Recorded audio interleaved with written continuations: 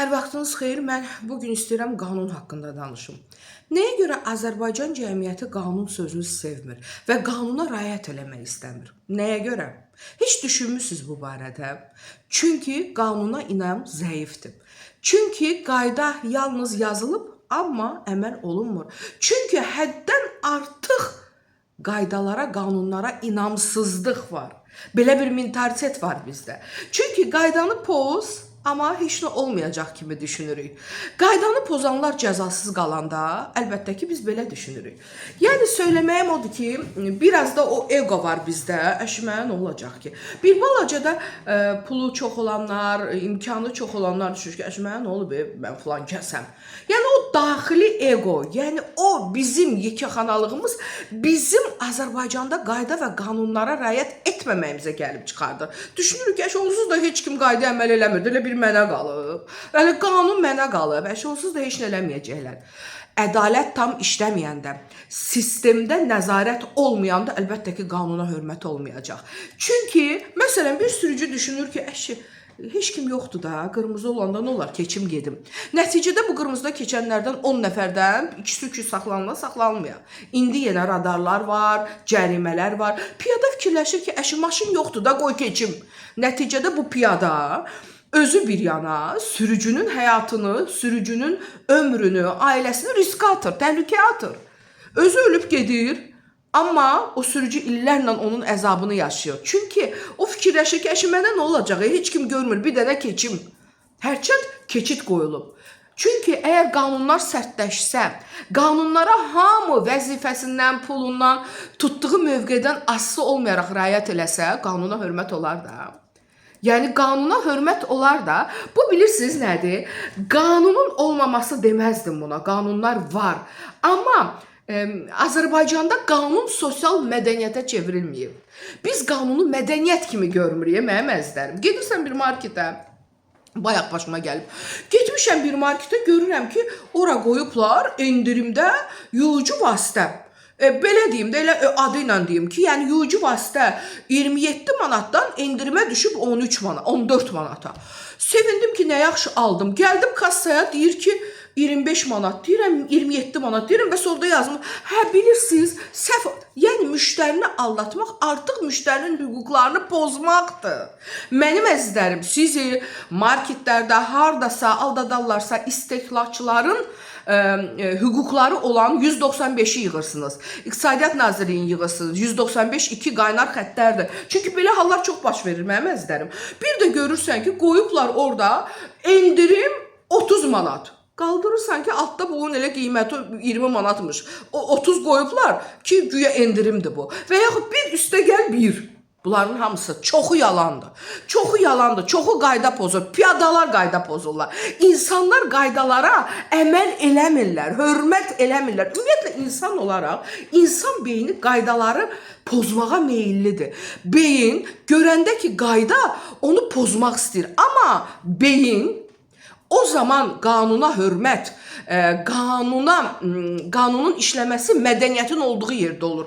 Nəyə görə Avropada bu qaydalar hamıya eynidir, hamı hörmət eləyir. Çünki bugün Azərbaycanda bir nəfər, məsələn, bahalı maşınla ürəyi istəyən parkovkada saxlayır, parkingdə. Dayanacağıma durma yerində saxlayır, düzdürmü? Ürəyi istəyən maşının qabağına verib gedir, yeri gələndə qarşı tərəfə çıxır, məsələn. Amma o gedib bunu Avropada eləyə bilmir. Mümkün deyil eləsin, çünki orada qanunlar sərtdir. Orada sənin maşının bahalığı, tutduğun vəzifə, sənin kimliyin, dayın, cibişdanın keçmir. Və zamanla, illərlə buna artıq hamı alışıb, o qədər sərtdir ki, heç kim qanunu pozmur. Çünki mədəniyyət qanunu pozmamaq deməkdir. Əxlaq sözünün mənası elə qanunu pozmamaq deməkdir.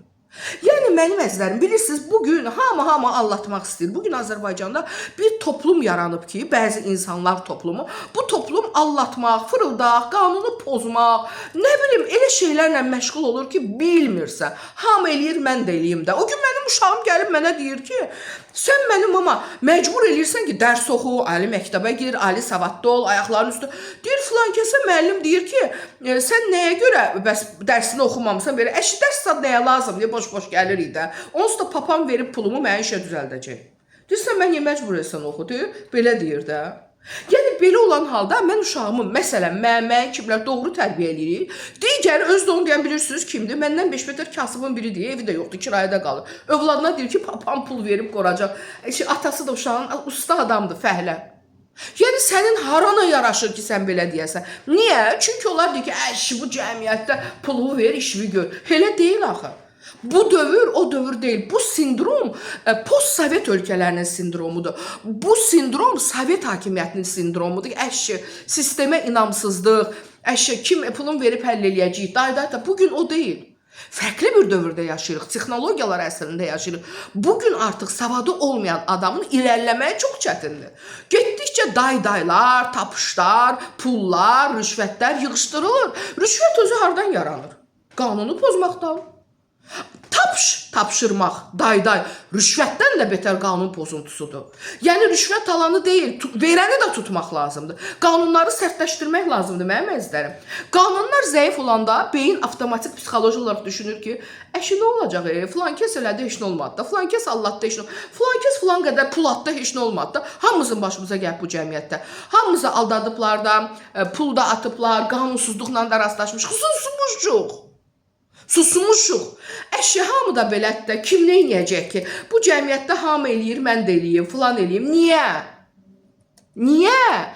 Bu cəmiyyətdə yekixanalıq da əksər insanlardakı əşimə nə olacaq? Şeydir də, heç nə olmayacaq ki, bir dəfə.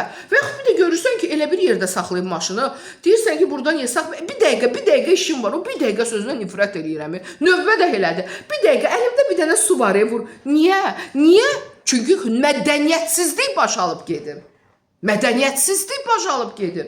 Mədəni insan yanındakı, qarşısındakı insana hörmət eləyər və avtomatik qanunlara hörmət eləmiş olar. Bu mədəniyyətdən irəli gəlir, mənim əzizlərim. Əgər qayda qanun yoxdursa, beyin üsyan eləyir. Digər tərəfdən də qadağaların çox olduğu yerdə, mental dəyərlərin, mental qadağaların çox olduğu yerdə avtomatik beyin üsyan eləyir. Mənim əzizlərim. Avtomatik. Bilirsiniz nəyə görə? Əgər az qayda, aydın, ədalətli bir qaydalar olarsa, o halda beyin tabe olur. Məsələn, uşaq gəlib səndən nəsə soruşur, sən ona deyirsən ki, yox, olmaz, bu düz deyil. Yanlış eləmə. Amma niyə? Sən onu inanmırsan. Ona izah eləmirsən. Ay bala, niyə olmaz? Uşağa deyirsən ki, sən qanunları pozma, düz eləmirsən. Amma niyə? O qanun nədir? Sən onu uşağa izah eləmirsən axı. Sən uşaq doğulan gündən, artıq qanan vaxtdan, dərrakəsi olan gündən, hiss elədiyi gündən mütləq ona izah eləməlisən. Qanunla bu olmaz. Niyə olmaz? O qanunda nə yazılıb? Və avtomatik o uşağın beyni düşünür ki, olmaz, amma bunu eləyənlər var. Amma o bilsə, o qanunu pozsa, o qaydanı pozsa, onun başına nə gələr? O onu eləməz. Amma siz olmazı deyirsiniz, olmazların niyəsini demirsiniz, mənim əzizlərim. Başa düşürsünüz, niyəsini demirsiniz. Amma əgər ədalətli insanlar olsa, real və sərt cəzaları olsa, o zaman nə olacaq? Beyin avtomatik uyğunlaşacaq. Beyin, hələ də bilmirəm, hansı tərəfə baxım ki, rahat danışa bilim. Avtomatik beyin buna alışacaq. Yəni, mən sizə belə bir şey deyim də, bizdə düşünürlər ki, qanun hamı üçün deyil. Amma elə deyil axı. Qanun, bilirsiniz, biz hüquqlarımızı bilmirik. Biz qanunu bilsək, hüquqlarımızı bilərik. Qanun nədir? Qanun bizim insanların hüquqları. Biz o qanunu bilmədiyimizə görə öz hüquqlarımıza özümüz hörmət eləmirik. Biz özümüz öz hüquqlarımıza hörmət eləmirik. Çünki açıb o qanunu oxumuruq. Göstərirlər, ay filan yerdə polis saxladı, aynən filan marketdə məni allatdılar, filan işdə filan oldu, məni işdən çıxartdılar. Amma niyə? Sən bir aç oxu da qanunlar məcəlləsin. Olar, olmaz. Hansı halda səni işdən çıxarda bilərlər? Hansı halda səni çıxarda bilməzlər? Hansı halda səni saxlaya bilərlər? Hansı halda market səni allatsa, sən nə eləyə bilərsən? Nə eləyə bilərsən? Bir açıb oxuyursunuz, yox. İnternetdə bütün günü əlinizdə pis-pis şeylərə baxırsınız. Bütün günü pis-pis şeylərə baxırsınız. Açın, arada oxuyun da. Əşya hamı eləyir də, yaxşı, yuxarıdan özləri belə eləyir. Qardaşım, yuxarıdan deyirsən, sən özün bilirsən, ümumiyyətlə qanun nədir? Sən öz hüquqlarını bilsən, yuxarıdan heç kim sənin hüququ pozmaz. Sən bilmirsən. Sən qanunu bilmədən, oxumadan hüququna hörmət eləmirsən. Bunu bilməlisən. Başa düşürsünüz? Əşi bu belə gəlib, belə də gedəcək. Elə deyil. Elə deyil. Əşi kim deyə buna baxan, onsuz da deyirik, cəza var, tətbiq eləyən yoxdur. Bəli, bugün qanunlarımızda, Azərbaycan qanunlarında müəyyən boşluqlar var. Amma o boşluqlar vətəndaşın xeyrinə işləməlidir. Bilirsiniz, yox. Siz bunu bilmədiyinizə görə bəzi özbaşına məmurlar o boşluqları öz xeyrinə istifadə edir. Sən vətəndaşın xeyrinə yox. Amma sən bilsən ki, qanunda olan müəyyən boşluqlar ona görə qoyulur ki, vətəndaşın mövcud vəziyyətinə uyğun olaraq onun xeyrinə istifadə olunsun. Bilmirsən axı. Sonra da deyirsən ki, əşi getdilər, Allah bilir, kim pul vermişdi, həll eləmədilər. Həll eləmədilər deyil. Sənin o qanunlarını, o hüquqlarını bilmədiyinə görə o avtomatik, o qarşıdakı məmurun vicdanı yoxdursa, onu necə gəldi istifadə edəcək. Amma sən öz həyatını, öz hüquqlarını necə kiminsə vicdanına buraxa bilərsən. Bugün dünyada ümumiyyətlə vicdanlı adamlar azdır. Cəmiyyətimizə gələndə get-gedə ümumiyyətlə azalır bu vicdanlı adamlar. Niyə başa düşürsünüz mənim əzizlərim? Burada biz danışırıq, amma özümüzə baxmırıq. Özümüz, hamı pozur, mən niyə? Əşələ mənə qalıb qanun, nə bilim, küçəni çirkləndirmək, cəza çıxıb, cərimə yazılıb, tətbiq olunur. Tətbiq eləyin də, niyə eləmirsiniz? Mən müraciət edirəm aidiyyatı qurumlara. Qardaş, mənim başımın daşıdır küçəni zibilləyəndə. O qədər mən rastlaşmışam ki, bulvarda tərtəmiz, milli bulvarımız, oturub bir qadın, yaşlı qadın, başı da bağlı, yanında da uşaq, çarta-çart tökür yerə, dözməmişəm. Böyründə də bulvarın hər yerində zibil qabları var. Hər yerində. O skamyaların, oturacaqların hər iki tərəfində zibil. Yaxınlaşmışam ki, ay xanım, ağbirçək qadınsınız, özünüzə hörmət eləmirsiniz, yaşınıza hörmət eləmirsiniz, buradakilara hörmət eləmirsiniz. Başınızdakı o örtüyə hörmət eləyin də. Yerə niyə tökürsən bu simiçkanı? Sən nə evə lazım? Sən kimsən? Polissən? Necə yəni polissən? Sən mənim küçəmi zibilləməyə kim ixtiyar verib? Bu qədər oğullar gedib can qoyub bu ölkə üçün ki, sən gəlib simiçkanı çıxıb küçəyə tökəsən? O torpağa görə, o ayağını qoyduğun yerə görə canlar qoyulub. Sən özü balaca uşağın yanında, deyirəm, ay xanım, bu uşaq nə? Mənim uşağıma tərbiyəsiz deyirsən? Sən, bəli, sən tərbiyəsizsən. Niyə balkondan pamper satırlar? Niyə atmalısınız ki? Sərtləşdirin də bu qanunu. Bahalı maşın, axırda uşağım dedi ki, mama, dava eləyərsən, problemə düşərsən. Olduqca bahalı maşın, içir enerji butulkasını tullur küçüyə. Niyə? Sənə kim bu ixtiyarı verib? Düşünür ki, əşimə kim nə deyəcək, pulumu verib həll eləyəcəm. Sərtləşdirin də qanunları. Belə cəzaları sərtləşdirin. Cərimələri çoxaldın. Hamıya bu cərimələri, bu cəzaları tətbiq edin. Bu cəzalar, bu cərimələr hamıya bir nəfər kimi tətbiq olunsa, inanın cəmiyyət düzələr. Nəyə görə başqa ölkələrdə bu qaydalar işləyir? Çünki o qaydalar hamı üçündür. Hamı üçün. Başa düşürsünüz, mən şəxsi rahatlığıma görə, mənim öz rahatlığım qalanı nə olursa, elə deyil. İnsan, beyni istər-istəməz qaydanı pozmaq istəyir. Bu ona şirin görünür. Beyin olaraq. Amma beyin bilsə ki, o onu pozsa, onu 2000-3000 cərimə eləyəcəklər. İkinci dəfə pozsa, onun tutub pravasını əlindən alacaqlar, sürücülük vəsiqəsi. Üçüncü dəfə eləsə, onu aparıb zindana atacaqlar. O bunu eləməz. Axı eləməz. Mənim əzizlərim. Yəni, mənim uzun danışmağımın sözü odur ki, biz qanuna ona görə hörmət eləməliyik ki, qanuna hörmət eləyəndə hüquqlarımızı qoruyuruq. Əgər hüquqlarını qorumaq istəyirsənsə, mütləq hüquqlarını, öz hüquqlarını qanuna hörmət eləməlisən. Sən evində uşaq doğulan gündən ona nəyin olub olmamağın yox sözü ilə yox, olmazla yox, nəyə görə olmaz, niyə olmaz? Sən bu oğurluğu elədin, kiminsə sumkasından nəsə götürdün, bu oğurluq sayılır, bunun cəzası var. Mama, olar filankəsin ruçkasını götürüm, olmaz. Niyə? Niyə? Amma sən o niyə izah eləmirsən? Sən onu ona başa salmırsan. Mama, olar mən filankəsin paltarını geyinim. Yox. Niyə yox? O yox avtomatik beyin çəkicidir, yoxlara çəkir. Beyin olmazlara çəkir. O onu eləmək istəyəcək. O onu gizlin eləyəcək. Nəticədə o böyüyəcək, gizlin qanunları pozacaq. Siz uşaqlıqdan uşaqları gizlin qanun pozmağa vadar edirsiniz. Olmaz siqaret çəkmək. Olub da sinifdə uşaqların valideyninə demək istəyirsən ki, müğayət ol, ziyandır, cavan. Niyə mənim oğlum siqaret çəkir? Burada qəbahət yoxdur. Yeniyetməlik dövründə uşaqlara çəkici gələ bilər bu. Önəmli olan ata otursun, övladla danışsın, niyə olmaz onu izah eləsin. Başa salsın ki, qaraciyər nə günə qalır, ağciyər nə günə qalır. Böyüyüb bala, sonra da 13-14 yaşında bu olmaz. Yəni mən loru dildə danışıram mənim əzizlərim. Deməyim odur ki, olmazlarla olmur. Olmazların səbəbini izah eləyin. Yox deməklə olmur. Uşaq balaca vaxtından uşağın hüquqlarını pozmayın. Siz olmaz, yox, qadağalar nə qədər çox olursa, insan o qədər o qadağaları pozmaq istəyir. Sən balacalıqda uşağın hüquqlarını nə qədər çox pozursansa, dəymə, sındırma iqruşkanı. Niyə sındırmasın? Bu uşaq bunu sındırmalıdır da. Bu uşaq bunu sındırmalıdır.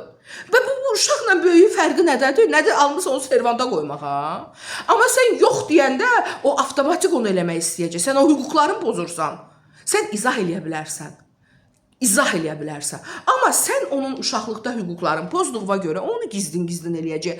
Böyüdükcə o da başqalarının hüququnu pozacaq. Böyüdükcə o qaydaların arxasında gizlin qanunları pozacaq. Yəni deməyim odur ki, mənim əzizlərim, günah bizim özümüzdədir. Yuxarı, əşi özləri bilir, əşi adamları var. Bunları qoyun bir qırağa. Hər bir kəs, hər bir insan özü özlüyündə o egosunu, o ego təkəbbürü var ya, onu boğsan, hər bir insan özü özlüyündə hansısa bir hadisə olarsa, hüquqlarını bilsə, Allahın marketinə gedirsən, görürsən ki, səni alladırlar. Sən görürsən ki, yalancı orada endirim qoyublar, hüquqlarını tələb elə. Amma sən nə edirsən? Davası əşi yox, siz də bir şey, hamısı belədir, yuxarıdan eləyirlər. Qurban olum, səbəstürün də yuxarı. Sovet hakimiyyəti qutardı. Bu post-sovet sindromundan qutarın da, qutarın. Lütfən bir-birimizə hörmət eləyək. Bir-birimizə hörmət eləmək, qanunlara hörmət eləmək deməkdir. Biz bir-birimizə hörmət eləmədiyimizdə daxili egomuz vurub üzə çıxır. O ego, yekəxanalıq, əşi burada mənəm Bağdadda kör xəlifə. Əşi mənə nə olacaq? Kasıb yetim adamdır, piyadadır. Gecənin bir aləmində yekə şossedə qoyub keçidi, sən durub yolu bir şey keçirsən, o boyda, o yekə şosedir da, trastı böyük. Sən orada piyada keçidin qoymusan, qaça-qaça keçirsən. Niyə fikirsən ki, əşi, maşın yoxdur, əşi, mənə nə olacaq? Necə sənə nə olacaq? Sənə nə olacaq nədir ki? Nədir, sən Əzrailsən, ölümün yoxdur sənin. Biləkdə biz sən nəsən, robotsan, sənə deyəndə sən ölmürsən. Nəticədə sən bir qırağa, sən ailəni problem yaradırsan, öz ölümünlə faciə yaşarsan və o sürücünün həyatını bədbəxt eləyirsən. Etməyin də belə. Lütfən, mənim əzizlərim, gəlin bir-birimizə hörmət eləyək, gəlin qanuna hörmət eləyək ki, qanun da bizim hüquqlarımıza hörmət eləsin, qanun bizə işləsin. Biz bir-birimizə hörmət eləməliyik. Yəni bu qədər. Qanun bu deməkdir.